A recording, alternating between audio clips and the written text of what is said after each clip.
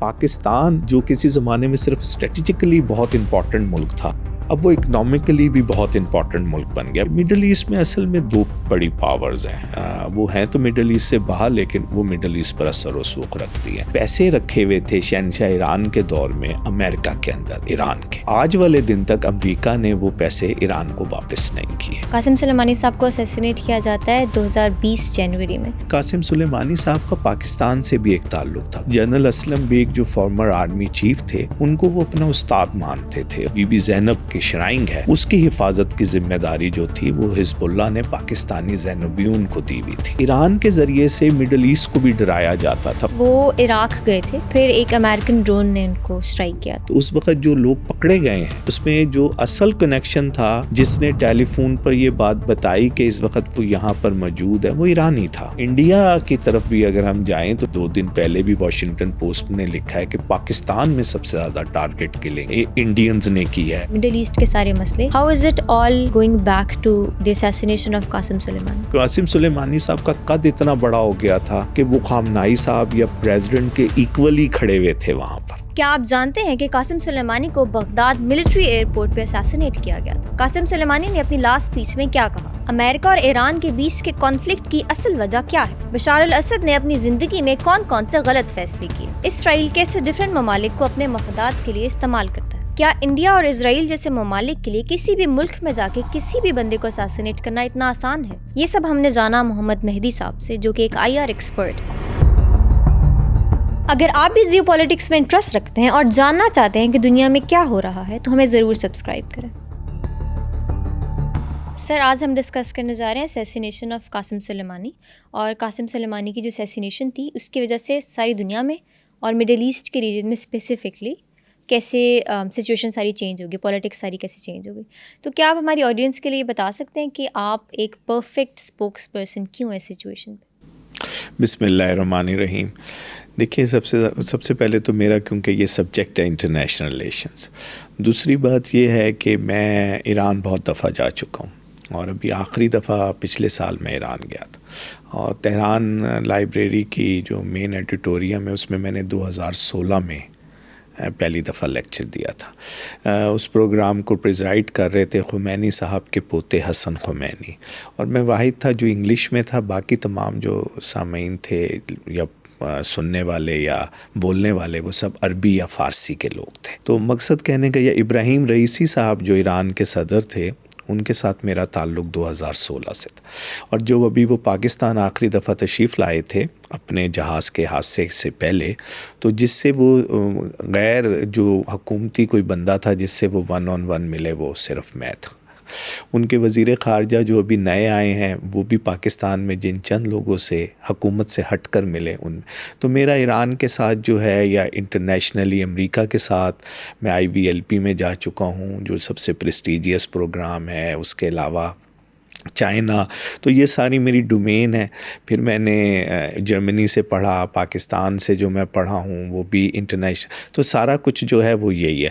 پھر میں ایک پولیٹیکل پارٹی کے ساتھ بھی میری ایفیلیشن ہے، اور میں اس پولیٹیکل پارٹی کی بھی فارن افیئرس کو، تو یہ وہ تمام چیزیں ہیں جو میرے ساتھ جو ہے وہ جڑی ہوئی ہیں۔ اور پاکستان میں جنگ کے لیے ہر وینسڈے کو میرا کالم چھپتا ہے پچھلے 10 سال سے، اور پاکستان سے باہر چائنا کے نیوز پیپر چائنا ٹوڈے میں اور چائنا اکنامک نیٹ میں باقاعدگی سے چھپتا ہے، تہران ٹائمز میں، اور پھر الجزیرہ کے اندر۔ تو یہاں پہ میرے کالم جو ہے وہ ریگولر پاکستان میں ہر ویک، اور وہاں پر جو ہے ہر فورتنائٹلی میرے کالم چھپتے ہیں۔ تو یہ وہ تمام بیک گراؤنڈ ہے جو ایران کے حوالے سے، یا مثلا جتنے سفارتکار اس وقت اسلام آباد میں ہے پچھلے 20 سال سے، شاید ہی کوئی امپورٹنٹ کنٹری کا سفارتکار ہو جس سے میں نہ ملا ہوا ہوں، یا وہ مجھ سے نہ ملا ہوا ہو، یا وہ مجھے نہ جانتا ہوں یا میں اسے نہ جانتا ہوں۔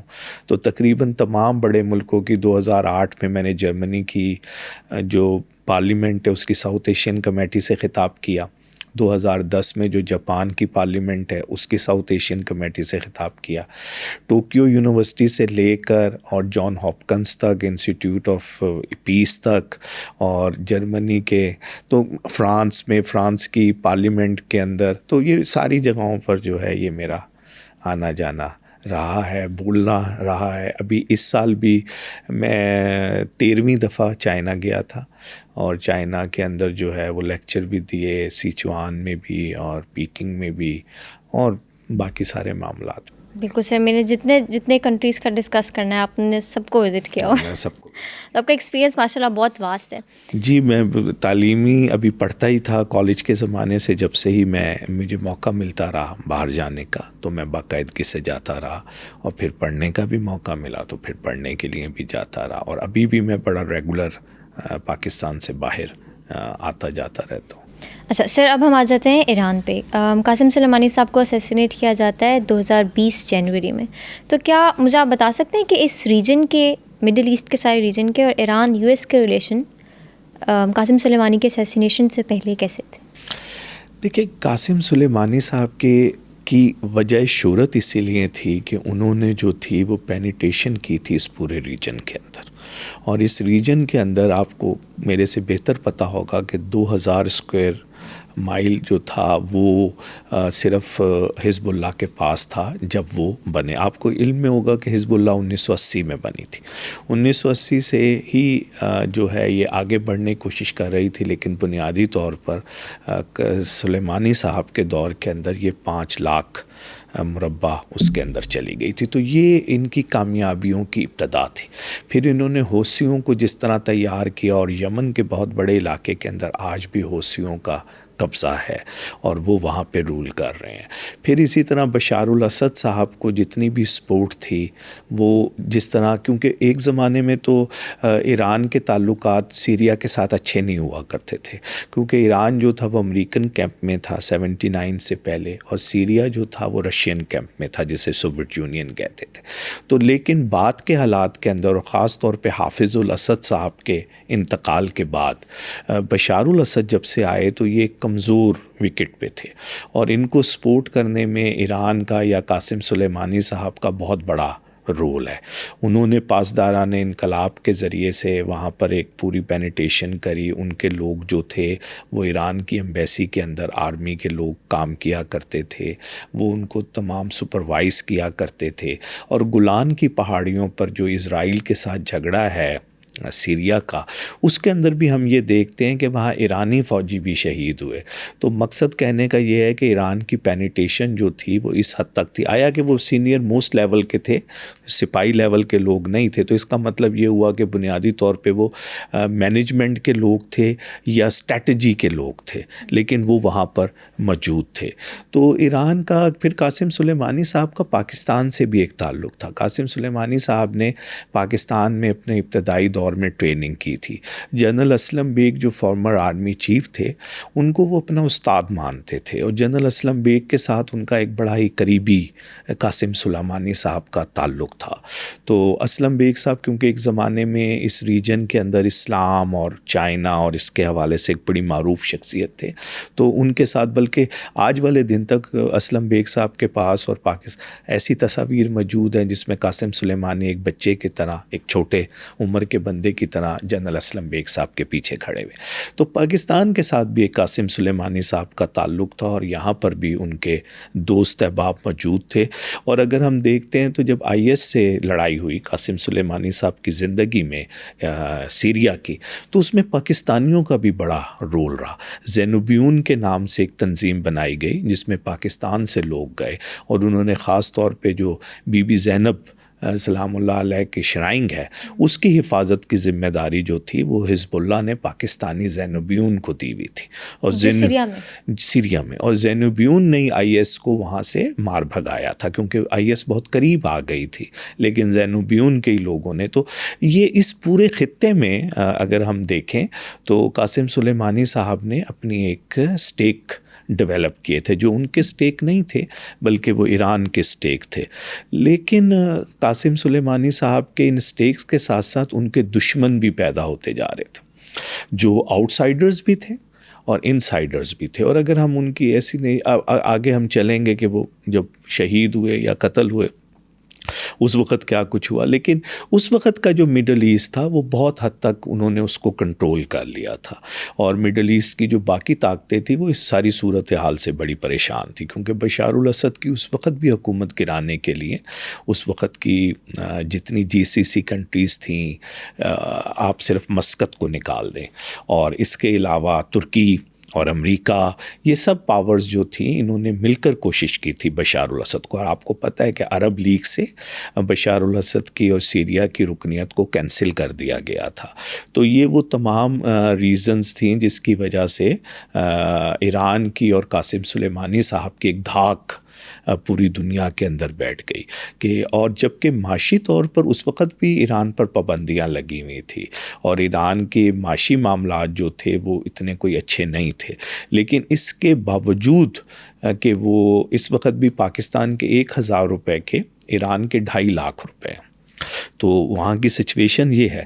لیکن اس کے باوجود وہ اپنے جو ان کے ساتھی تھے یا جو ان کے دوست تھے ان کی وہ, اور پھر اس میں بڑی جو زبردست بات انہوں نے کی ہوئی تھی, اس میں آیا کہ ایران ایک شیعہ مسلم کنٹری کے طور پہ ہے, لیکن جو ان کے دوستیاں تھیں وہ کوئی شیعہ مسلم لوگوں سے نہیں تھی, بلکہ حماس جو تھی وہ بالکل ایک اہل حدیث یا وہابی گروپ جو تھا وہ تھا.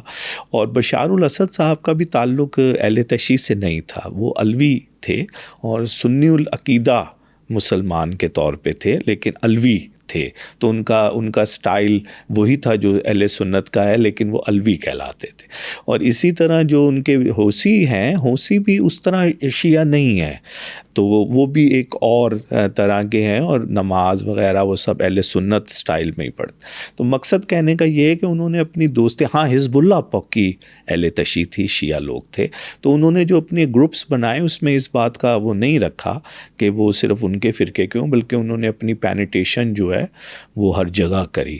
اور سعودی عربیہ کے اندر بھی ان کی پینیٹیشن تھی, اور جو علامہ نمر تھے آخر کار سعودی عرب نے ان کو پھانسی پر چڑھا دیا.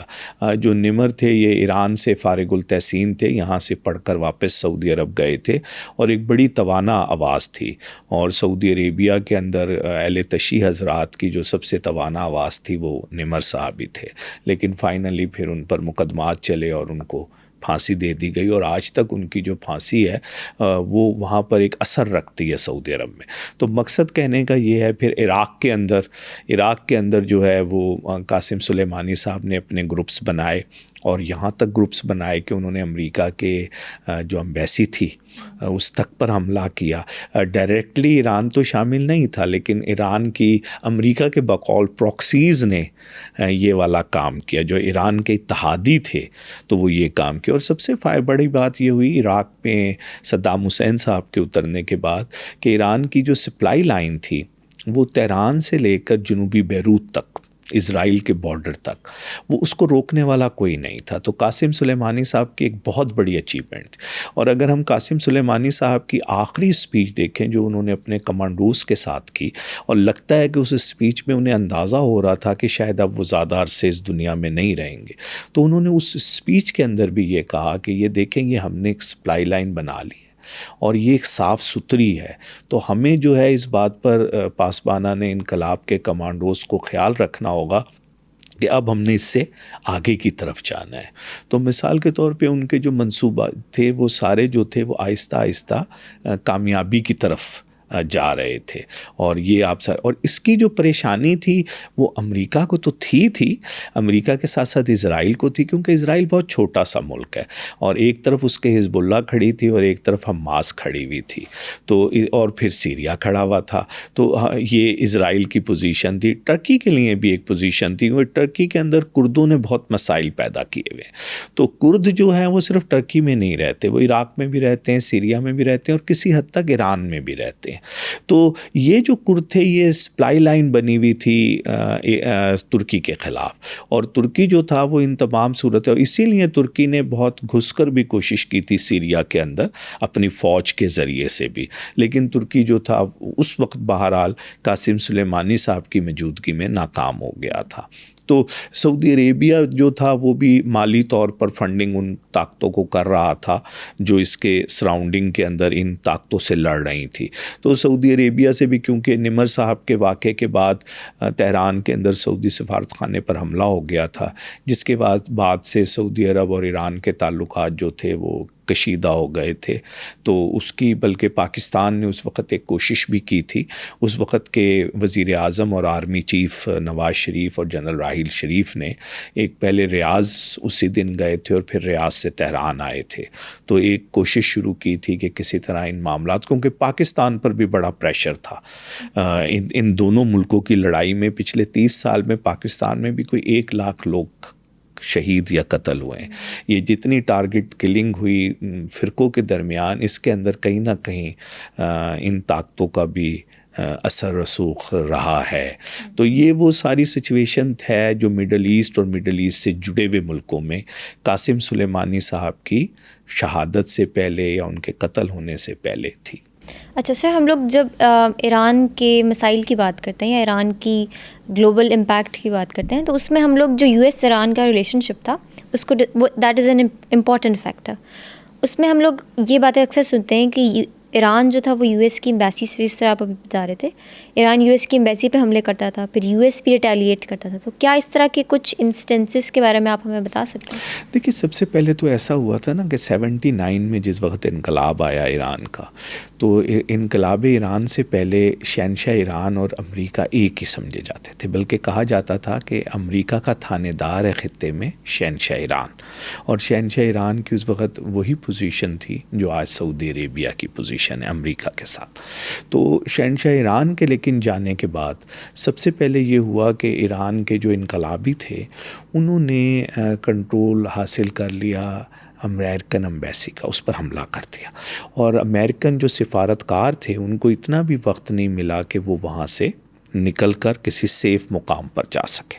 تو جو سب سے پہلا کشیدگی شروع ہوئی امریکہ اور ایران کے درمیان وہ بنیادی طور پہ ان سفارتکاروں کے حوالے سے ہوئی، کیونکہ ایران کی جو انقلابی تھے وہ ان سفارتکاروں کو نہیں چھوڑ رہے تھے. اور اس وقت ایک بہت بڑا واقعہ ہوا کہ امریکہ نے ایک مشن تیار کیا، ہیلی کاپٹرز تیار کیے جو وہاں سے اڑ کر امبیسی میں آنے تھے اور اپنے سفارتکاروں کو ریسکیو کرنا تھا. لیکن ہوا یہ کہ وہ کچھ ایسا ویدر کی سچویشن بنی کہ وہ ہیلی کاپٹر آپس میں ٹکرا گئے اور وہ ہیلی کاپٹر فضا میں ہی ختم ہو گئے، اور اس میں جو لوگ ریسکیو کرنے کمانڈوز آ رہے تھے وہ سارے کے سارے مارے گئے. اس کا اثر یہ ہوا کہ جو انقلاب کے حامی تھے پوری دنیا میں، صرف ایران میں نہیں، ان پر یہ اثر ہوا کہ خمینی صاحب کی مذہبی شخصیت اتنی بڑی ہے کہ انہوں نے اصل میں یہ سب کچھ کر دیا. تو اس کا ایک امپیکٹ جو تھا ان کے چاہنے والوں کو یا ان کے ماننے، اب یہ یہاں سے جو ہے وہ کشیدگی ڈیولپ ہوئی. اور پھر وہ جو کشیدگی ہے وہ پھر بڑھتے بڑھتے، اگر آپ کو یاد ہو تو ایران کا ایک طیارہ تھا جو مسافر طیارہ تھا، امریکہ نے اس کو میزائل مارا اور اس میں تقریباً کوئی 450 لوگ تھے جو مارے گئے. اور وہ تو یہ کشیدگی جو تھی وہ بڑھتی گئی. پھر سب سے بڑی کشیدگی اس میں اضافہ یہ ہوا کہ پیسے رکھے ہوئے تھے شہنشاہ ایران کے دور میں امریکہ کے اندر ایران کے، اور امریکہ نے وہ پیسے دینے سے انکار کر دیا، اور آج والے دن تک امریکہ نے وہ پیسے ایران کو واپس نہیں کیے. اور ایران کا ایک بہت بڑا مطالبہ ہے کہ ہمارے ان پیسوں کو واپس کیا جائے. کتنے پیسے؟ یہ بلینز آف ڈالرز تھے غالباً. آج کے اگر ہم حساب لگائیں تو یہ $25 بلین تقریباً بنیں گے. تو یہ جو ساری صورتحال تھی، پھر عراق کی ایران کے ساتھ وار شروع ہو گئی. عراق کے پیچھے آ کے امریکہ اور سارا مڈل ایسٹ عرب دنیا کھڑی ہو گئی. تو یہ ایک اور اس وقت اس میں بھی ایک بات کو ذہن میں رکھیے گا کہ جب پاکستان سے یہ چاہا گیا کہ پاکستان، جارج بش سینئر جو ہوتے تھے جو بعد میں صدر بنے، وہ نائب صدر تھے، تو وہ اسپیشلی پاکستان کے دورے پر آئے اور انہوں نے پاکستان سے ریکویسٹ کری کہ پاکستان جو ہے وہ اپنی سرحد کو ایران کے خلاف استعمال ہونے دے. لیکن اس وقت کے صدر پاکستان جنرل ضیاء الحق صاحب نے صاف لفظوں میں نو کہا، اور انہوں نے کہا کہ ایسا نہیں ہو سکتا. تو پاکستان نے بڑا بیلنس رول رکھا ایران اور ایران کے دشمنوں کے درمیان. اس نے کسی کی بھی سائیڈ نہیں، بلکہ یہاں تک بھی ہوا کہ ایران کو جو خوراک کے معاملات تھے وہ کہیں نہ کہیں پاکستان اس کو پورا کرتا رہا. اور اگر ہم اس سے بھی آگے جائیں تو خورشید محمود قصوری صاحب نے اور جلیل عباس جیلانی صاحب جو دونوں وزیر خارجہ رہے ہیں پاکستان کے، انہوں نے اپنی کتب میں لکھا ہے کہ پاکستان ایران کے معاملات کو پاکستان ہینڈل کرتا تھا واشنگٹن میں. پاکستان کے سفارتکار ایرانی موقف کو بھی امریکہ کے سامنے پیش کرتے تھے ایران کی مرضی سے. ایران یہ چاہتا تھا کہ پاکستان اس کے مفادات کی نگہداشت کرے امریکہ کے اندر. تو پاکستان کا اس حد تک جو ہے وہ رول جو تھا، کیونکہ پاکستان پہلا ملک تھا جس نے اسلامی انقلاب کو قبول کیا تھا. جس طرح پاکستان کے بننے کے ٹائم ایران پہلا ملک تھا جس نے پاکستان کو قبول کیا تھا، اسی طرح ایران کے اسلامی انقلاب کو سب سے پہلے پاکستان نے قبول کیا. تو یہ جو ساری سچویشن تھی، یہ امریکہ کے ساتھ جو تعلقات رہے، حتیٰ کہ پھر صورتحال یہاں تک آئی کہ بغداد پر جب امریکہ کا کنٹرول ہو گیا تو امریکن ایمبیسی پر حملہ ہوا. میں پہلے بھی ذکر کر چکا. تو امریکہ نے اس کا حملے کا ذمہ دار ایران کو ٹھہرایا، پراکسیز کو نہیں. اس نے ڈائریکٹ ایران کی بات کری، اس نے کہا کہ یہ ایران ہی تھا، لیکن اصل میں وہ قوتیں تھیں جو ایران کی دوست تھیں اور آج بھی عراق کے اندر موجود ہیں. کیونکہ ایران کو بہت موقع ملا جب IS سامنے آئی سیریا میں اور عراق میں، تو ایران کو موقع ملا کہ اس نے اپنی پینیٹیشن کو بڑھا لیا، اس کے دوستوں کا مزید اضافہ ہو گیا. کیونکہ IS کا ایسا معاملہ تھا کہ اس سے بہت سارے جو اس کے دشمن بھی تھے وہ بھی پریشان تھے IS سے، تو انہوں نے بھی آنکھیں کچھ وقت کے لیے بند کر لی. تو ایران کو یہ موقع ملا اور ایران کی پینیٹیشن عراق کے اندر تو بہت ہی زیادہ بڑھ گئی. تو یہ ساری چیزیں جو تھی یہ قاسم سلیمانی صاحب کے ہوتے ہوئے ہو رہی تھی. اب اس اسٹیج کے اوپر آ کر امریکہ کے جو فیصلہ ساز تھے، اب وہ اس کشمکش میں تھے کہ کیا قاسم سلیمانی صاحب پر بھی اٹیک کیا جائے یا یہ اٹیک جو ہوگا یہ سیریس ہو جائے گا اور اس سے خطے کی صورت ہے. کیونکہ کہیں کہیں اس کا فائدہ امریکہ کو بھی ہو رہا تھا، ایسا نہیں تھا کہ امریکہ کو فائدہ. IS کے معاملے کے اندر امریکہ کو فائدہ ہو رہا تھا. امریکہ جو تھا وہ ٹرکی کی بہت زیادہ پینیٹیشن اس خطے کے اندر نہیں چاہتا تھا. ایران اس طرح کی پینیٹیشن نہیں کر رہا تھا جس قسم کی ٹرکی کرتا ہے، تو اس حد تک وہ خاموشی اختیار کر رہا تھا.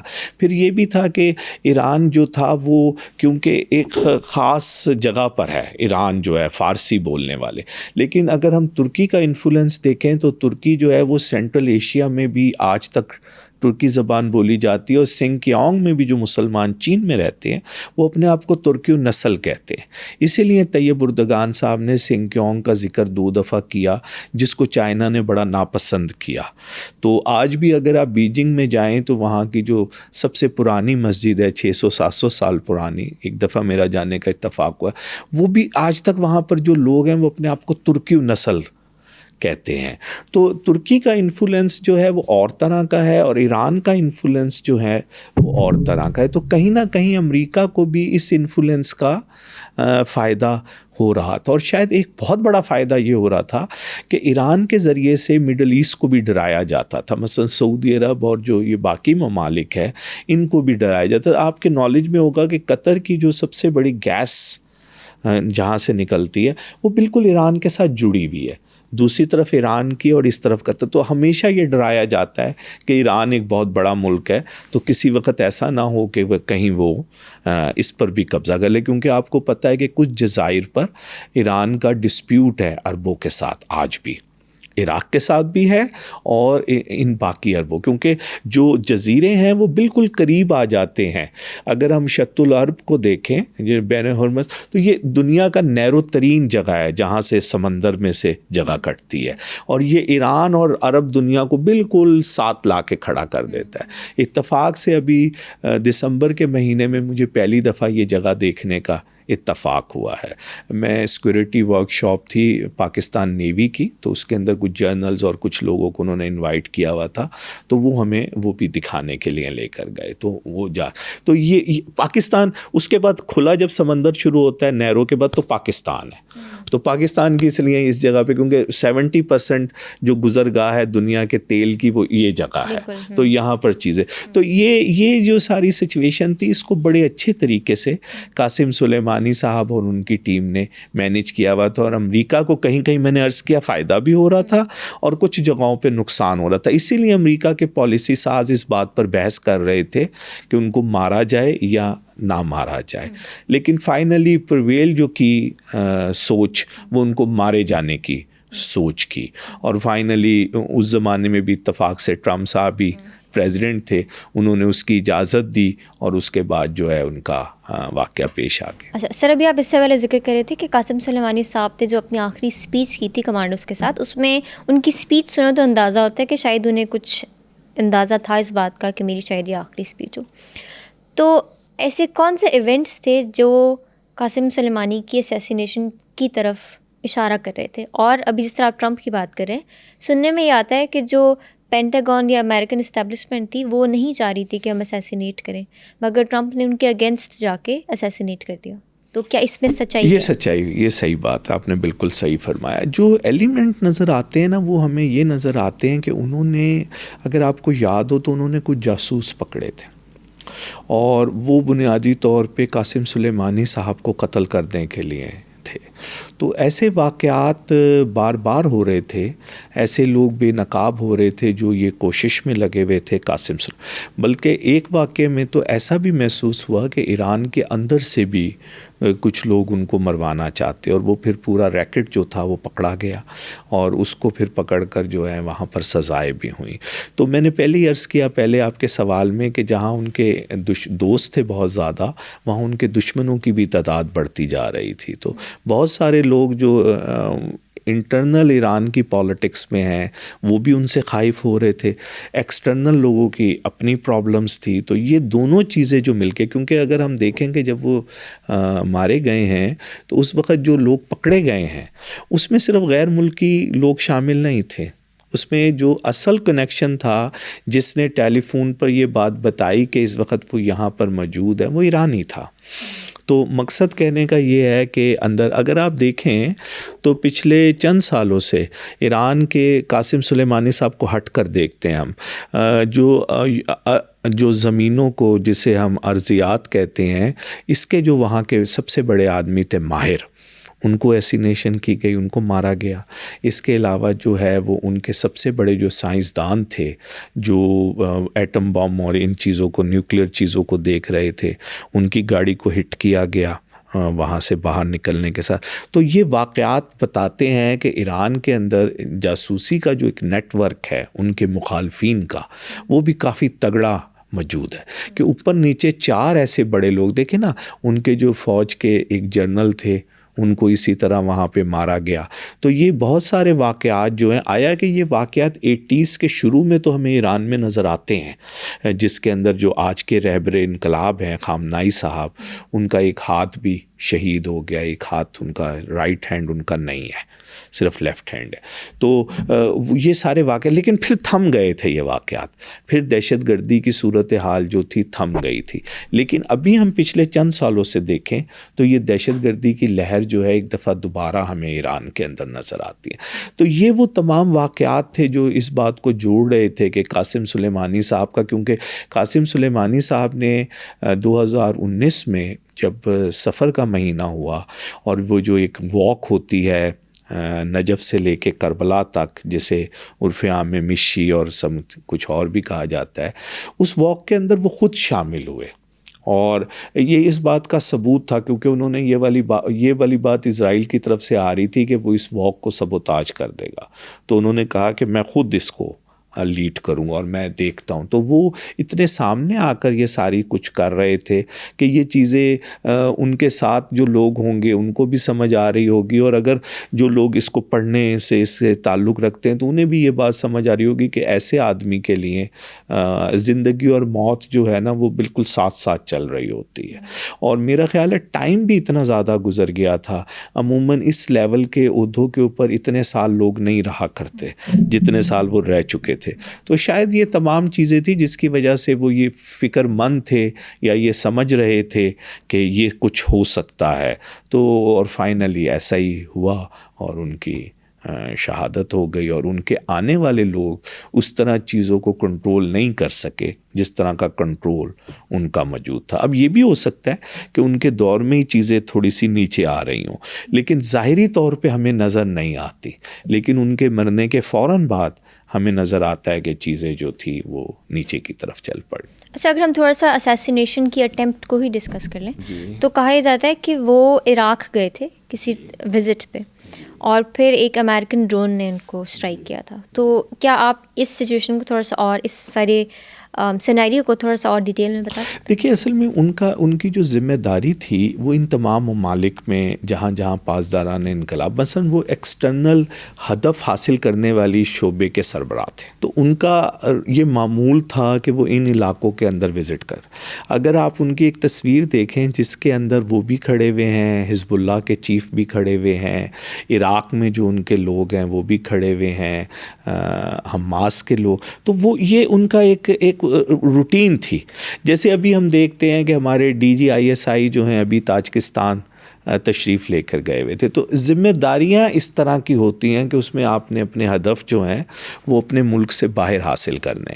تو وہ اکثر جاتے رہتے تھے، اور کیونکہ وہ اپنے طیارے میں سفر کرتے تھے اور بہت ہی خفیہ انداز کے اندر ان کی موومنٹ ہوتی تھی، تو یہ ساری چیزیں چلتی تھی. لیکن بہرحال جو جاسوس تھے اسرائیلی اور پھر ایرانی اور پھر ان کو پلس امریکنز، انہوں نے ان کو ٹریس کر لیا، اور ٹریس کرنے کے بعد جو ہے غالباً وہ جہاز کے اوپر سیڑھیوں کے اوپر چڑھ رہے تھے، اس وقت اپنے جہاز کے اندر جا رہے تھے جس وقت ان کو ٹارگٹ کیا گیا. اور یہ بغداد ایئرپورٹ کے اوپر جو ملٹری بغداد ایئرپورٹ تھا جو اصل میں ایران ہی استعمال کر رہا تھا، تو اسی ایئرپورٹس پر یہ حملہ ہوا اور اس کے اندر جو ہے ان کی شہادت ہو گئی. تو یہ ایک جسے کہا جائے ایک ٹارگٹ کلنگ کہا جا سکتا ہے. آپ یہ کہہ سکتی ہیں کہ کسی کو اس طرح مارنا، اس سے کیا دنیا کو اب یہ ان کے پاس رائٹ آ گیا ہے کہ وہ اپنے کسی بھی دشمن کو کسی بھی ملک میں مار دیں جا کر. تو یہ ایک بہت بڑا سوال ہے، اور اس کا جواب جو ہے وہ امریکہ بھی نہیں دے سکا کہ کیا ایسے کیا جا سکتا ہے. اور اسی لیے آپ اور ہم یہ بات ڈسکس کر چکے ہیں 2-3 دفعہ کہ وہاں پر فاصلہ تھا. آپ نے سوال پوچھا پینٹاگون کا اور اس کا، تو ایک فاصلہ اسی لیے تھا کہ پینٹاگون وغیرہ یہ سمجھتے تھے کہ اگر ہم نے ایسی حرکت کری تو پھر ایران کو آپ موقع دے دیں گے کہ ایران بھی ہمارے لوگوں کو جو بھی اس کو مطلوب ہوں گے ان کو کسی جگہ پر بھی جا کر ٹارگٹ کر سکتا ہے. اور ہم نے اس کے بعد دیکھا کہ ایران کی طرف سے کچھ جگہوں پر ویسٹ یہ کہتا ہے کہ یہ ایران نے کیا. مثال کے طور پہ ایتھنس کے اندر ایک واقعہ ہوا، ایتھنس میں واقعہ ہوا اور اس میں اتفاق سے وہ لوگ پاکستانی تھے جنہوں نے واقعہ کیا، لیکن ویسٹ کا یہ کہنا ہے جو انہوں نے اس کی تفتیش کری کہ یہ لوگ جو تھے یہ بنیادی طور پہ تو پاکستانی ضرور تھے لیکن ان کے ہینڈلرز جو تھے وہ ایرانی تھے. تو اس طرح کی چیزیں جو ہیں وہ پھر انٹرنیشنلی آپ نے ایک موقع دے دیا دوسرے لوگوں کو بھی کہ ٹھیک ہے وہ بھی جا کر جو ہیں وہ بھی ٹارگٹ کر سکتے. تو اس حوالے سے جو انٹرنیشنل لا ہے وہ تو اس بات کی اجازت نہیں دیتا کہ آپ جو ہے کسی کو بھی جا کے مار دے جب تک کہ آپ اس کے خلاف ایک کیس بلڈ نہ کریں، اور وہ کیس کسی عدالت میں کیوں نہ وہ انٹرنیشنل جسٹس کورٹ ہو یا کوئی عدالت ہو. کیونکہ اگر آپ کو یاد ہوگا تو ایک سفارتکار کو جنہیں ابھی پچھلے دنوں چھوڑ بھی دیا ہے، بیلجیم میں ایرانی سفارتکار کو گرفتار کیا گیا تھا، اور ان پر بھی یہ الزام لگایا گیا تھا کہ جو یورپ میں دہشت گردی کے واقعات ہوئے ان کے پیچھے یہ سفارتکار شامل. ابھی جو تبادلہ ہوا ہے قیدیوں کا، تو ایران نے جن قیدیوں کو مانگا تھا اس میں سے ایک وہ سفارتکار بھی شامل تھے. ان کو بیلجیم کی ایک عدالت نے سزا دے دی تھی اور وہ جیل کاٹ رہے تھے، لیکن انہیں ابھی ریسنٹلی چھوڑ دیا گیا ہے. تو یہ جو چیزیں ہیں یہ اس کے بعد سے یہ چیزیں ضرور ہوئی ہیں کہ ہم نے یہ دیکھا ہے کہ ایران نے بھی، بلکہ انڈیا کی طرف بھی اگر ہم جائیں تو انڈیا نے بھی اس طرح کی چیزیں کی ہیں جس پر آج کل آپ نے دیکھا ہوگا کینیڈا بہت زیادہ شور مچا رہا ہے کہ انڈیا نے بھی جو وہ سمجھتے ہیں کہ ان کے دشمن ہیں ان کو دوسری جگہوں پر جا کر قتل کیا ہے. اور امریکن اخبار تو تواتر سے لکھ رہے ہیں. ابھی 2 دن پہلے بھی واشنگٹن پوسٹ نے لکھا ہے کہ پاکستان میں سب سے زیادہ ٹارگٹ کلنگ انڈینز نے کی ہے ان لوگوں کی جن کو وہ سمجھتے تھے کہ وہ انڈیا کے دشمن ہیں. اسپائز ہیں بیسکلی. آپ اسپائی کا لفظ نہ کہیں, وہ ہمارے لیے تو وہ بنیادی طور پہ وہاں حریت پسند تھے. مثال کے طور پہ جوہر ٹاؤن میں ایک قتل ہوا تھا نا, وہ جو صاحب تھے وہ خالصتان تحریک کے ایک روح رواں سمجھے جاتے تھے.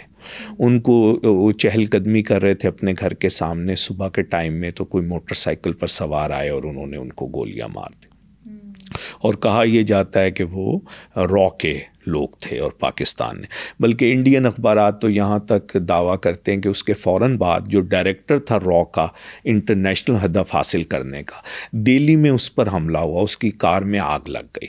ابتدائی طور پہ تو انڈین نیوز پیپر نے کہا کہ وہ ہلاک ہو گئے, لیکن بعد میں 2 دن کے بعد ایک خبر چلائی گئی کہ وہ زندہ ہے. لیکن آج والے دن تک ان ڈائریکٹر کو میڈیا کے سامنے پیش نہیں کیا گیا. تو وہاں کے اخبارات نے یہ بھی لکھا کہ پاکستان نے اپنا بدلہ لیا. میں نہیں یہ کہہ رہا کہ ایسا ہوا ہوگا, لیکن وہاں والوں نے کہا, انڈین میڈیا نے کہا کہ یہ پاکستان نے اپنا بدلہ لیا ہے جو لاہور کے اندر ایک آدمی کو مارا گیا تھا. اگر آپ کو یاد ہو تو بند روٹ کے اوپر بھی ایک صاحب کے اوپر حملہ کیا گیا تھا.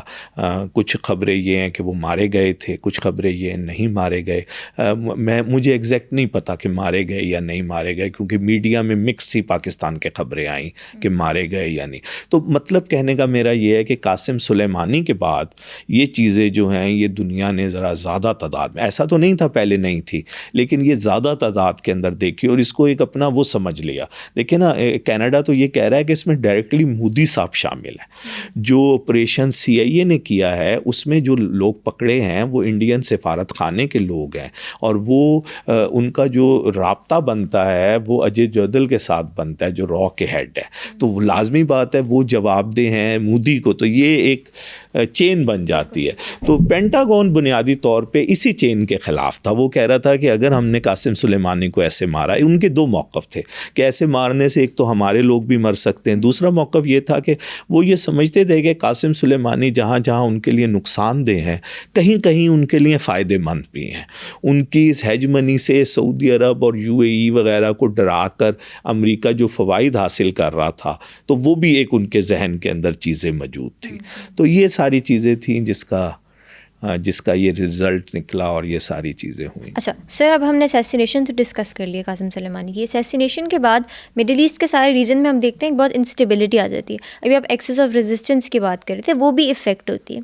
تو 2020 کے بعد قاسم سلیمانی کے اسیسینیشن کے بعد ریجن میں کیسے انسٹیبلٹی آئی, اور اس میں US, اس میں چائنا, رشیا, ایران, یہ سب کیسے انوالو تھے؟ دیکھیے بات اصل میں یہ ہے کہ قاسم سلیمانی کے بعد میرا یہ خیال ہے کہ جو انہوں نے اپنے رابطے بنائے ہوئے تھے نا, شاید وہ رابطے اتنے مضبوط نہیں رہے.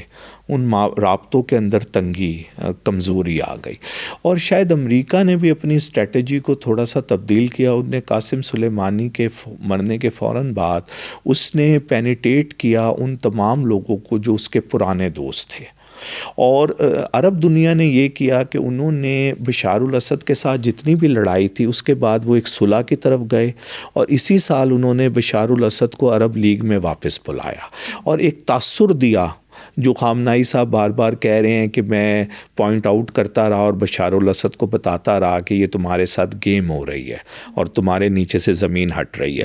لیکن بشار الاسد صاحب یہ سمجھنے لگے, کیونکہ آپ اگر غور کریں تو ان کے تعلقات ترکی کے ساتھ بھی کچھ بہتر ہو گئے تھے. سعودی عربیہ کا تو باقاعدہ انہوں نے وزٹ کیا, پھر وزیر خارجہ سعودی عربیہ کے ملنے کے لیے وہاں آئے, UAE نے بھی ان کے ساتھ وہ کر لیا. تو ایک چیزیں جو تھی وہ تھوڑی سی بہتری کی طرف آ رہی تھی. یہ وہ ساری صورتحال تھی جو یہ بات بتاتی ہے کہ کچھ کمزوری تھی ایران کی طرف سے. اور ایران کا بھی کیونکہ جو 5+1 والا معاہدہ ختم ہوا اس کے بعد سے ایران پر بھی سینکشنز کا بڑھتی چلی گئی, اور ایران کے لیے بھی اپنی تجارت کو برقرار رکھنا جو تھا نا وہ ایک مشکل ہوتا رہا. تو یہ جو سارے تھے ان کو جو فنڈز چاہیے تھے اس میں بھی کہا یہ جاتا ہے کہ اس میں کٹوتیاں قاسم سلیمانی کے باشو. قاسم سلیمانی صاحب کا قد اتنا بڑا ہو گیا تھا کہ وہ خامنائی صاحب یا پریزیڈنٹ کے ایکولی کھڑے کھڑے ہوئے تھے وہاں پر، لیکن اب جو لوگ بات کر رہے تھے ان کا قد اس طرح کا نہیں تھا ایران کی عوام کے اندر، تو وہ یہ نہیں کہہ سکتے تھے کہ یہ کاغذ مجھے چاہیے، تو وہ کاغذ اتنا ہی انہیں ملنا تھا جتنا کہ حکومت چاہتی تھی یا خامنائی صاحب چاہتے تھے. تو یہ وہ کشمکش بھی تھی جس کی وجہ سے ان کے جو دوست تھے وہ نسبتاً تھوڑے سے کمزور ہوئے، اور ان کے دوستوں نے کچھ باہر بھی چیزوں کو دیکھنا شروع کیا. انہوں نے کہا یار کہ ٹھیک ہے ایران سے تو ہے ہی ہماری دوستی. دیکھیں اصل میں پچھلی دفعہ بھی صرف ایران کی وجہ سے وہ نہیں بچے تھے، وہ روس کی وجہ سے بھی بچے تھے، کیونکہ طرطوس کے علاقے کے اندر روس کا آخری بندرگاہ کی سہولت حاصل ہے جو بحر روم میں، جو یورپ کو ایکسیس کرتی ہے. تو رشیا کے لیے وہ بہت ہی امپورٹنٹ پوزیشن تھی. تو رشیا نے اس وقت جو ہے وہ بھرپور ساتھ دیا بشار الاسد کا. لیکن آج کا رشیا کا مسئلہ یہ ہے کہ وہ یوکرائن کی جنگ کے اندر بہت زیادہ پھنس گیا. اس کا فوکس اب مڈل ایسٹ میں اتنا نہیں رہا جتنا یوکرائن کی جنگ کی وجہ سے تھا. تو آج کی ہم لڑائی میں دیکھتے ہیں اس کے ایئر فورس نے ضرور کچھ جگہوں پہ کیا، لیکن وہ اس طرح افیکٹیولی نہیں آ سکی جس طرح دیکھیں پچھلی دفعہ جب کہ سامنے امریکہ کھڑا ہوا تھا، اس دفعہ امریکہ سامنے اس طرح نہیں کھڑا تھا، لیکن امریکہ کو انہوں نے پیچھے دھکیل دیا تھا. امریکہ نے خود اپنے آپ کو بیک فٹ پہ لے گیا تھا. لیکن اس دفعہ رشیا جو ہے وہ اس طرح ساتھ نہیں دے سکا بشار الاسد کا. وہ ضرور اس نے یہ کیا کہ بشار الاسد کو اٹھا کر وہ ماسکو لے گیا، لیکن جو گراؤنڈ کے اوپر سچویشن تھی اس کو وہ ہینڈل نہیں کر سکا. اور ایران کے لیے بھی صورتحال جو تھی وہ تھوڑی سی مشکل اس لیے ہو گئی کہ ابھی ہم آگے کی طرف چلیں گے کہ جو پچھلا 1 سال گزرا اس کے اندر ایران کے بہت سارے اتحادی جو تھے نا وہ نہیں زندہ رہ سکے، آہستہ آہستہ وہ مر گئے. تو یہ وہ ساری سچویشن ہوئی جس نے جو ہے وہاں پر جو ریزسٹنس کی پاورز تھی ان کو کمزور کر دیا. اور دوسری پاور جو بہت عرصے سے انتظار میں تھی کہ یہ کمزور ہو اور ہم اندر آئیں، تو انہوں نے پھر فائنلی جو ہے دیکھیں نا یہاں پر بھی یہ جو اس وقت شام میں لوگ آئیں یہ ایک گروپ نہیں ہے، یہ بہت سارے گروپس کو اکٹھا بٹھا کر ترکی نے HTS کے لوگ جی ان کو اکٹھا کر کے ان کے اوپر حملہ آور ہوئے ہیں. مثلا یہ ایک دوسرے کی کمانڈ میں نہیں لڑ رہے تھے، ایک دوسرے کے دوست نہیں ہیں، آج بھی نہیں ہیں. لیکن ٹرکی کی فورس، آپ نے دیکھا کہ ٹرکی کے جو انٹیلیجنس چیف ہیں اور وزیر خارجہ، انہوں نے اس کا کریڈٹ لیا اور وہ باقاعدہ جو مسجد اموی ہے دمشق کے اندر وہاں پر پہنچے اور وہاں پر انہوں نے اس کی سیلیبریشنز کی. تو یہ بنیادی طور پہ جو لڑائی تھی یہ انٹیلیجنس ایجنسیز کی لڑائی شروع ہو گئی تھی، اور انٹیلیجنس ایجنسیز کی لڑائی میں ہم یہ محسوس کر رہے ہیں کہ ایران ویک ہوا ہے اور جو دوسری قوتیں تھیں وہ طاقتور ہوئی ہیں. اور اس کا بیک گراؤنڈ ایک یہ بھی ہے کہ اسرائیل جو تھا اس کو ایک موقع مل گیا اور اسرائیل نے بھی اس میں پورا پارٹ پلے کیا ٹرکی کے ساتھ اور ان لوگوں کے ساتھ مل کر کے. ٹھیک ہے ان کا دیکھیں نا ان کے ساتھ جو مسلمان ریاستیں ہیں اسرائیل کے ساتھ، اس میں جارڈن اور ایجپٹ نے تو اسرائیل کو ایکسیپٹ کیا ہوا ہے، ان سے تو مسئلہ ہی نہیں. ایک رہ دے کر سیریا تھا، سیریا بھی آج اس سیریا کی پوزیشن میں نہیں تھا جہاں وہ 70s اور 80s کے اندر کھڑا ہوا تھا. لیکن بہرحال وہ ایک ایسی طاقت تھی جو ابھی بھی چیلنج کر رہی تھی یا کم از کم اس کو ایکسیپٹ نہیں کر رہی تھی. لیکن آج کی صورتحال میں اب آپ دیکھیں گولان کی تمام پہاڑیوں پر اب اسرائیل کا قبضہ. تو یہ اصل میں ایک مشترکہ ایفرٹ ہوئی ہے جس کے اندر آپ اس کو اس بات آنکھیں فل وقت کے لیے بند کر لیں، اس میں مسلمان اور کرسچن یا یہودی کی بات نہیں ہے. اس وقت ہے کہ میرا انٹرسٹ کیا ہے.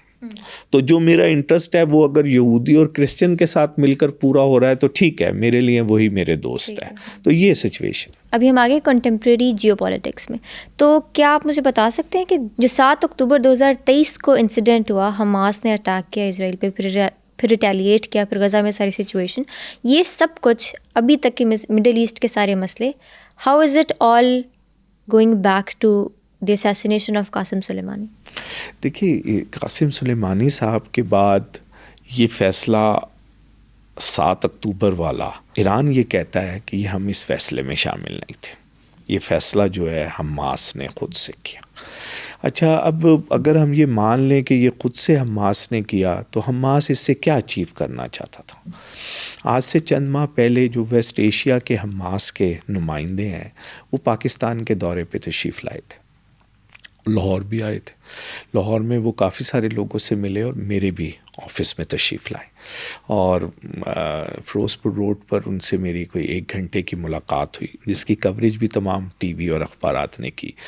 میں نے جب ان سے یہ سوال پوچھا تو انہوں نے اس کا ایک مختصر سا جواب یہ دیا کہ ہم یہ سمجھ رہے تھے کہ جو مسلمان ملک ہیں وہ ان قریب، ان کا خیال ہے جنوری میں 2024 کی جنوری میں وہ اسرائیل کو تسلیم کرنے جا رہے ہیں، تو ہمارے پاس جو تھا وہ کوئی اور آپشن نہیں تھا ان لوگوں کو اس سے دور رکھنے کے لیے. تو ہم نے یہ سب کچھ جو ہے اپنی مدد آپ کے تحت، ہمیں کوئی پاور جو تھی وہ اس میں شامل نہیں تھی، اور ہم نے جو ہے وہ یہ خود سے کر دیا. اب ہم اگر یہ بات مان لیں کہ یہ انہوں نے خود سے کیا ہے، تو اس کا مطلب یہ ہوا کہ جو ایرانین تھے جو اس چیز کو دیکھ رہے تھے ان کو اس وقت پتہ چلا جیسے مجھے اور آپ کو پتہ چلا صبح. اب اس کے بعد کیا اسٹریٹجی ہوئی؟ اسٹریٹجی ہمیں یہ نظر آتی ہے کہ حزب اللہ بھی ادھر سے ریڈی ہو گیا اور ادھر سے حوثیز بھی ریڈی ہو گئے، اور لگتا ہے ایسا تھا کہ ان تینوں پاوروں کی وجہ سے اسرائیل کو زیادہ نقصان ہوگا، لیکن ہم نے یہ دیکھا کہ ایسا نہیں ہوا، بلکہ الٹا اس کا یہ ہوا کہ آہستہ آہستہ ہم نے دیکھا کہ یہ پاورز کمزور ہوتی چلی گئی، حتیٰ کہ انہوں نے اسماعیل ہانیہ کو تو ایران کے اندر آ کر ہی مار دیا. ٹھیک ہے، اور اس کے بعد انہوں نے پھر یہ بھی کیا کہ جو دمشق میں ایران کا سفارت خانہ تھا جس میں میجر جنرل لیول کے لوگ بھی پوسٹڈ تھے، انہوں نے اس سفارت خانے پر باقاعدہ حملہ کیا، اور ان تمام لوگوں کو جن کو پہلے ہی میں اور آپ بات کر چکے ہیں کہ یا تو وہ مینجمنٹ دیکھ رہے تھے یا اسٹریٹجی دیکھ رہے تھے، انہوں نے ان کو مار دیا سب کو.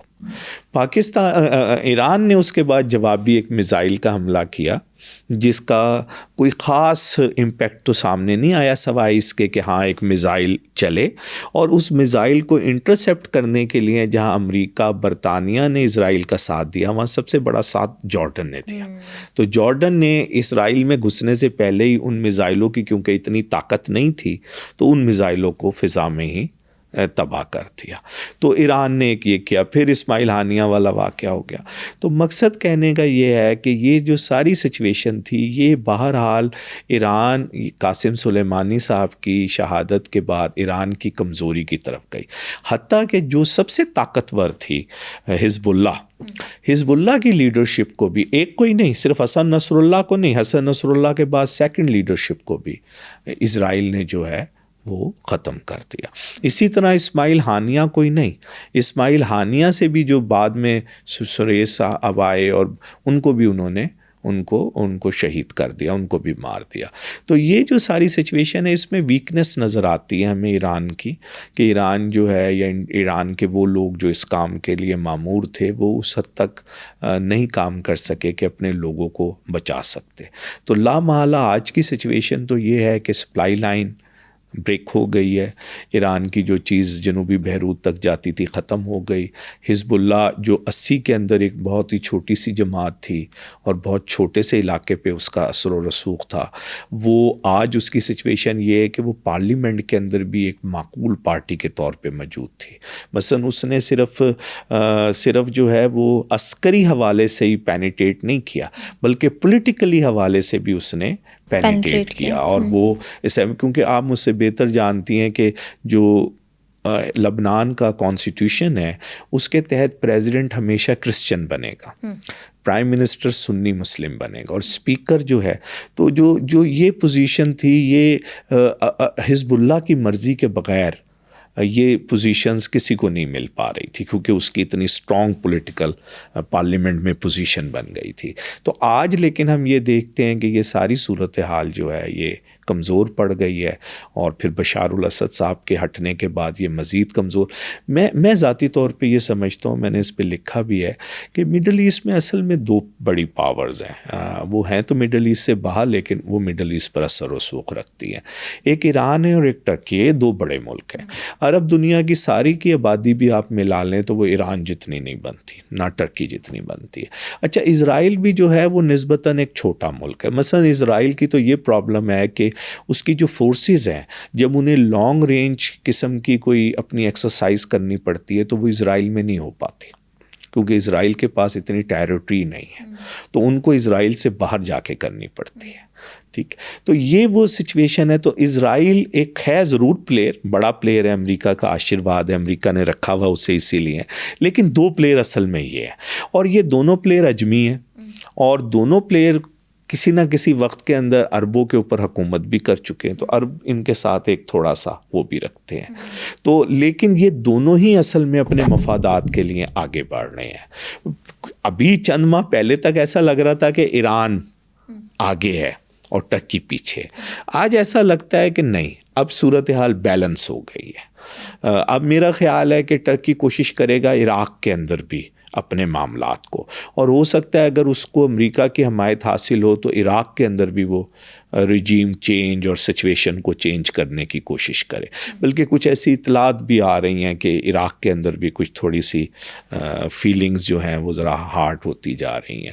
تو یہ دونوں ملک جو ہیں نا، وہ سعودی عربیہ کا یہ ہے کہ سعودی عربیہ مالی طور پہ تو مضبوط ملک ہے، لیکن افرادی قوت کے حوالے سے، طاقت کے حوالے سے وہ ڈپینڈ کرتا ہے.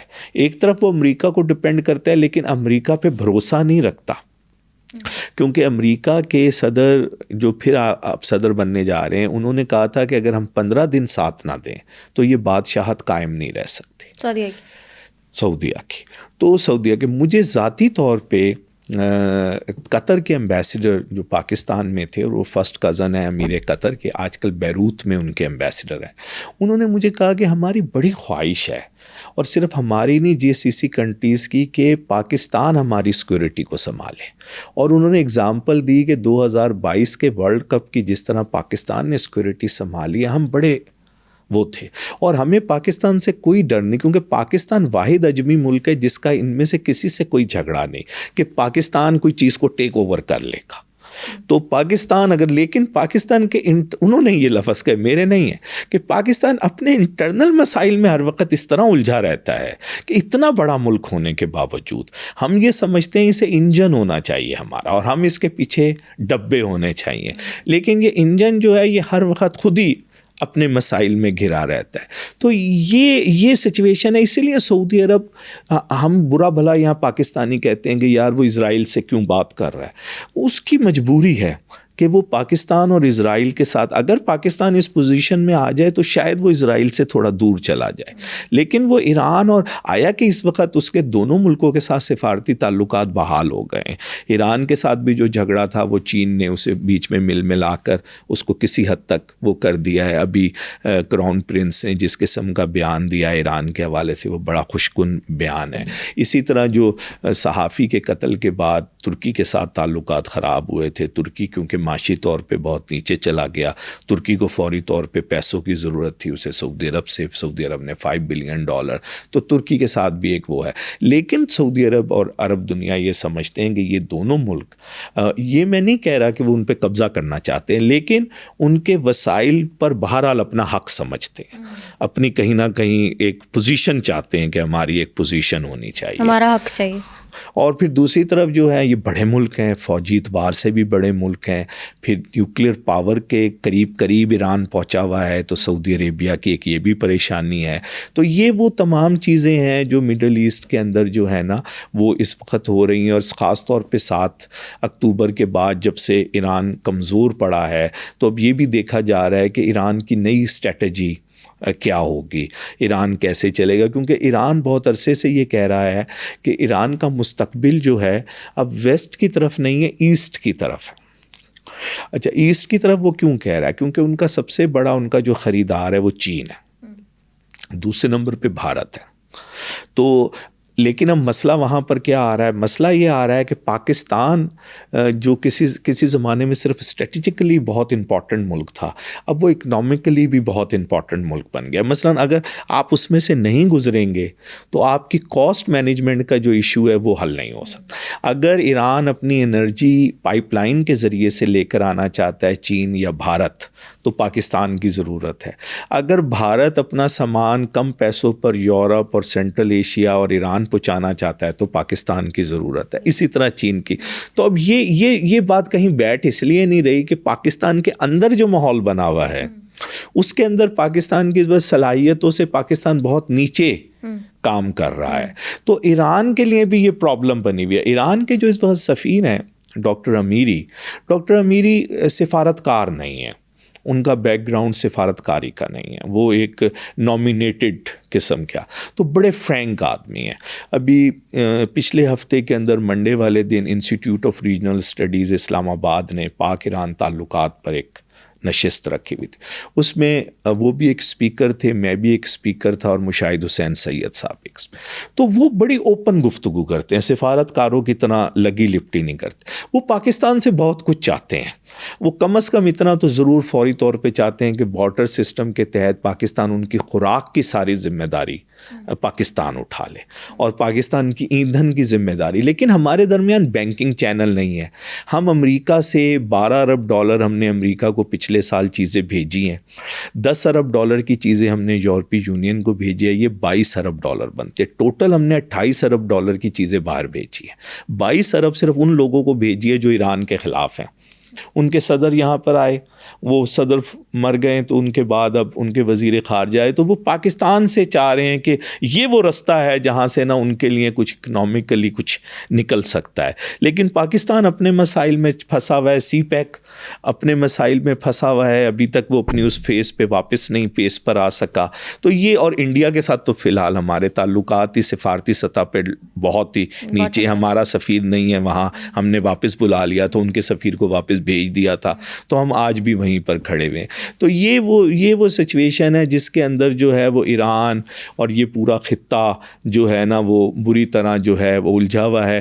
ٹرکی نے تھوڑا سا ایڈوانس کیا ہے. اب میرا خیال ہے ٹرکی اگلے فیز میں یہ چاہتا ہے کہ جو کنسٹرکشن کا کام ہوگا کیوں نہ وہ اسرائیل اور فلسطین کے علاقے میں ہو, کیوں نہ وہ سیریا کے علاقے, اس میں میکسیمم ٹھیکے جو ہیں وہ ان کو ملے. اور اس سلسلے میں جو ہے وہ طیب اردگان اور ان کے داماد نے کچھ بات بھی کی ہے. اور اسی طرح اگر آپ کو یاد ہو تو 2 مہینے پہلے ایک بیان دیا ہے پریزیڈنٹ ٹرمپ کے داماد نے کہ دنیا میں بیسٹ پلیس ہے ہائی رائز بلڈنگز کی ویسٹ بینک فلسطین. اور انہوں نے کہا ہے کہ ہم یہ چاہتے ہیں, کیونکہ آپ کو پتہ ہے وہ دنیا کے بڑے بلڈرز میں سے ایک ہیں ان کے داماد, تو وہ چاہتے ہیں. تو اب میرا خیال ہے اگلی جو لڑائی شروع ہوگی نا مفادات حاصل کرنے کی ہوگی, کہ یہاں پر جو کچھ اب کنسٹرکشن ورک ہوگا, کیونکہ یہ اربوں ڈالر کا کنسٹرکشن ورک ہوگا, تو اس کے اندر کون کتنا حصہ جو ہے وہ حاصل کرتا ہے. اور یہی وہ بنیاد بنے گا جو اس خطے کی آئندہ کی جو جیو پولیٹیکل سچویشن یا جیو اکنامک سچویشن ہوگی وہ اس کے ارد گرد نہ اس صورتحال کے گھومے گی. بالکل سر. اچھا سر, میرا آخری سوال آپ سے یہ ہے, تھوڑا سا معصومانہ سوال ہے, عام آدمی کا سوال ہے. ابھی آپ اس سے پہلے بتا رہے تھے کہ انڈیا, اسرائیل, US یہ ایسی کنٹریز ہیں جو کسی بھی ملک میں جا کے اپنے جو ان کے مفاد کے خلاف بندہ کام کر رہا تھا اس کو جا کے اسیسینیٹ کر دیتے ہیں. آپ نے کچھ ایگزامپلس بھی دی. تو میرا سوال آپ سے بیسکلی یہ ہے کہ کیا موونگ فارورڈ اس کے اگینسٹ کوئی رول بن سکتا ہے, یا پھر انڈیا, اسرائیل اور US جیسے ملک کسی بھی ملک میں جا کے کسی کو بھی مار سکتے ہیں, اور اگر ان کے اس کے ہی اگینسٹ ایران جیسے ملک USA میں جا کے یا اسرائیل میں جا کے لوگوں کو اسیسینیٹ کرنا شروع کر دیں تو پھر رسپانس بالکل ہی ڈفرینٹ ہوگا.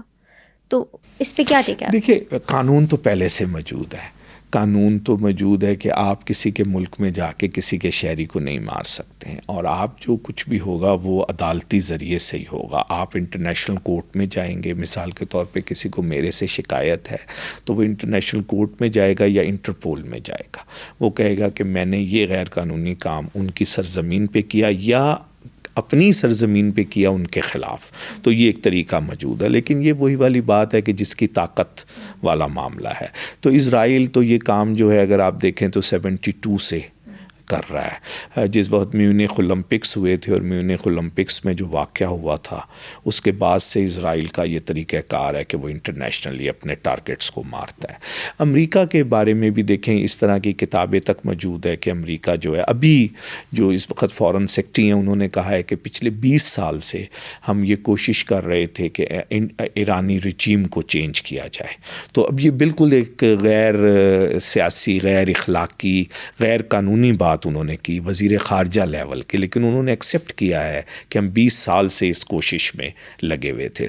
تو اس کا مطلب ہے کہ بڑی طاقتیں تو یہ سب کچھ کرتی ہے. ابھی ریسنٹلی فروری میں الیکشن ہونے والے ہیں جرمنی میں. 20 سال کے بعد یہ پہلا موقع ہوگا کہ ان کی پارلیمنٹ نے اپنی میعاد پوری نہیں کری، مڈ ٹرم الیکشن. وہاں پر ایک وائٹ پارٹی ہے جو اس دفعہ الیکشن میں لڑ رہی ہے. اس کے بارے میں وہاں اوپنلی یہ کہا جا رہا ہے کہ امریکہ اس کے پیچھے ہے. جو دنیا کے امیر ترین آدمی ہیں ان کے بارے میں کہا جا رہا ہے کہ وہ یہاں پر پیسہ لگا رہے ہیں. تو اپنے مفادات کے لیے وہ دنیا کے ہر ملک میں، اس کے اوپر ابھی جرمنی کے سب سے بڑے اخبار نے ایک پورا آرٹیکل بھی لکھا ہے کہ وہ کیا کیا کر رہے ہیں اور کیسے پینیٹریٹ کر رہے ہیں. اور اگر وہ جیت جاتی ہے پارٹی، آیا کہ امید یہ نہیں ہے کہ وہ حکومت بنا سکے گی، لیکن اگر بنا لیتی ہے تو وہ اینٹی مسلم، تو اس طرح کی وہ پولیٹیکل پارٹی ہے. وہ بہت قریب سمجھی جاتی ہے ہٹلر کے خیالات کے. تو وہ پارٹی جو ہے یو ایس، ان کے لوگ یہ کہہ رہے ہیں. جرمنی میں یہ لکھا جا رہا ہے کہ یہ امریکہ کروا رہا ہے. اور امریکہ کے ایک صاحب کا ذکر کیا جا رہا ہے جو مشیر بنیں گے ٹرمپ صاحب کے، جو امیر ترین بندے ہیں ان کے بارے میں کہا. تو مقصد، میں نام نہیں لے رہا تھا، آپ نے لے دیا. تو کہنے کا مطلب یہ ہے کہ یہ تمام جو لوگ ہیں، یہ ملک جو ہیں، یہ تو سب کچھ کرتے. انڈیا کا ہم دیکھ رہے ہیں یہ چند سالوں سے اس نے شروع کیا. یہ مودی صاحب کے دور کے اندر آیا ہے. وہ یہ سمجھنے لگے ہیں کہ اب ہم بھی ایک سپر پاور ہیں، ہم بھی ایک بڑا ملک ہے، تو اب ہم اپنے مفادات کو حاصل کرنے کے لیے کہیں پر بھی ٹارگٹ کر سکتے ہیں. تو ہم نے دیکھا کہ انہوں نے کینیڈا میں ٹارگٹ کیا جو بہت اوپن ہوا. کینیڈا کے وزیر اعظم نے اس پہ کھل کر گفتگو کی اور وہ مانگ رہے ان لوگوں کو جنہوں نے یہ. پھر امریکہ میں وہ ٹارگٹ کرنا چاہ رہے تھے، لیکن امریکہ کے جو CIA تھی اس نے اس سے پہلے ان کو انٹرسپٹ کر لیا اور ان لوگوں کو گرفتار کر لیا. اور وہ بنیادی طور پہ ایک پیسے لے کر کلر کے طور پہ CIA کے لوگ سامنے آئے اور یہ لوگ ان کے ٹریپ میں آ گئے. اور انہوں نے فائنلی آسٹریلیا کے اندر اسی طرح کا واقعہ ہوا ہے. اور اب جو ہے وہ امریکن نیوز پیپرز بار بار کہہ رہے ہیں کہ سب سے زیادہ یہ واقعات پاکستان کے اندر ہوئے. انہوں نے سب سے زیادہ لوگوں کو قتل کروایا ہے پاکستان کے اندر. بلکہ یہاں تک کہا جا رہا ہے کہ جو لڑائی شیعہ سنی قتل ہوئے ہیں پاکستان میں، اس میں سے بھی بہت سارے قتل رو نے کروائے، صرف ایک دوسرے کے خلاف. اب مثلا ان کا کوئی ٹارگٹ سے لینا دینا نہیں تھا، لیکن یہاں کے ماحول کو خراب کرنے کے لیے انہوں نے یہ کروایا. تو یہ ساری چیزیں ہو رہی ہیں. قانون اس کا پہلے سے موجود ہے، لیکن قانون کے اوپر جو ہے وہ اس لیے عمل درآمد نہیں ہوتا کہ مفادات ہوتے ہیں، بڑے ملکوں کا معاملہ ہوتا ہے، آپ اس کو کیا. لیکن میرا خیال ہے کہ اب اس کے خلاف آواز بڑی بھرپور اٹھنی شروع ہو گئی ہے اور لامحالہ کسی نہ کسی سٹیج پر آ کر اس کو جواب دینا پڑے گا ان تمام ملکوں کو جو اس طرح کا کام کرے. اور خاص طور پہ مجھے ایسا لگتا ہے کہ بھارت کے لیے یہ صورتحال جو ہے وہ کافی زیادہ نازک ہو جائے گی اگلے کچھ سالوں کے اندر، کیونکہ دنیا یہ ایکسیپٹ نہیں کرے گی، کیونکہ بھارت ابھی ایسا ملک نہیں ہے جس کے ساتھ ایسے مفادات. تو دیکھیں امریکہ ایک ایسا ملک ہے جو دنیا کے ہر ملک کا نیبر ہے، تو اس کے معاملات کچھ اور ہے، لیکن بھارت ابھی اس قابل نہیں ہے. تو بھارت کو اوپر جو ہے میرا خیال ہے کافی پریشر اس حوالے سے آئے گا.